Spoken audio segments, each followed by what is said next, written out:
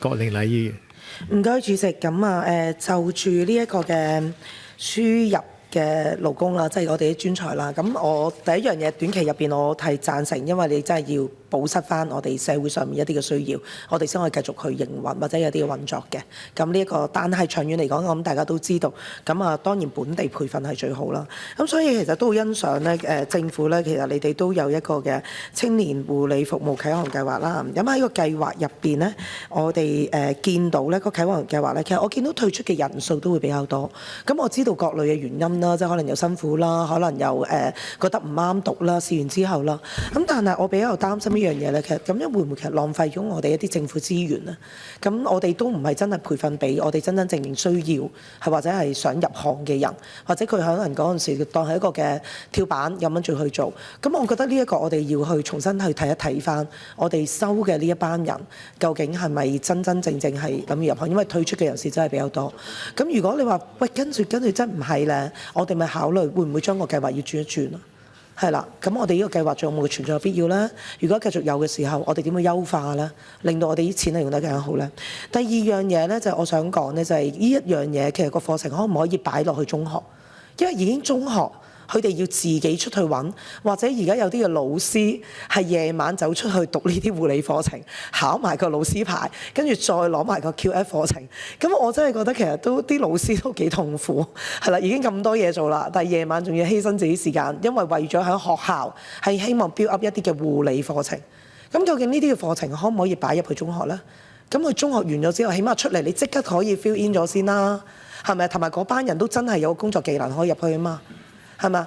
第三樣嘢，其實而家我哋所講嘅，你話60歲退休，你話冇錯，呢啲醫護上面可能你又有啲嘅技術嘅入境，即係輸入嘅計劃啦。有好多啱啱退休60歲，其實佢哋絕對係有能力可以去做。靈實醫院都已經去到65啦。係咪啊？啲醫護嗰啲，咁會唔會其實你哋都可以考慮，譬如喺 NGO 啦，或者各方面啦，就住唔同情況，我都知有彈性嘅，但會唔會喺某一啲嘅 area，你哋都可以褪遲一啲嘅退休年齡啦？都我覺得呢一個都係需要考慮嘅嘢。唔該晒，主席。好，局長。主席，多謝郭議員嘅提問。其實我想呢個一併可以回應埋張宇人議員個提問。其實我哋呢個嘅護理員咧，其實佢嗰個嘅工種咧，其實會好同一啲其他市面上一啲嘅缺人嘅工種係相通。例如係一啲嘅清潔，例如一啲嘅侍應，其實佢哋個工種都係會換嚟換去，因為大家都係一啲可能基本靠啲入場門檻比較低，都係啲體力勞動嘅工作。咁所以佢哋係會換嚟換去嘅。咁所以咧而家其實嗰兩個喺市面上都係比較有啲缺人嘅。咁當然我哋而家比較多可能係會喺院舍呢個護理員嗰度啦。咁至於啱啱郭議員啱啱提到咧，係咪可以多啲嘅課程俾佢哋咧？如果説實話，如果係真係有啲課程可以俾佢哋去由中學開始讀起咧，我寧願佢可能去租高一啲咧，保健員會好過直接入護理員。咁因為我始終希望佢哋可以係多啲係承擔學多啲嘢嘅會比較好一啲。護理員始終佢嗰個門檻咧係小六，咁我而家你始終喺讀完中學香港中學出嚟已經係中六啦，已經係，咁所以咧就如果直接就係做保健比較嘥一啲，但係我哋都嘗試去做嘅，咁整體護理業嘅一個行頭嗰啲知識，我哋會希望佢哋知多啲，咁但係佢最尾係揀入去邊個嘅工種咧，咁我哋就留俾佢自己去做一個決定，咁我希望咧係可以多啲本地人咧去參加呢個護理嘅行業嘅，多謝主席。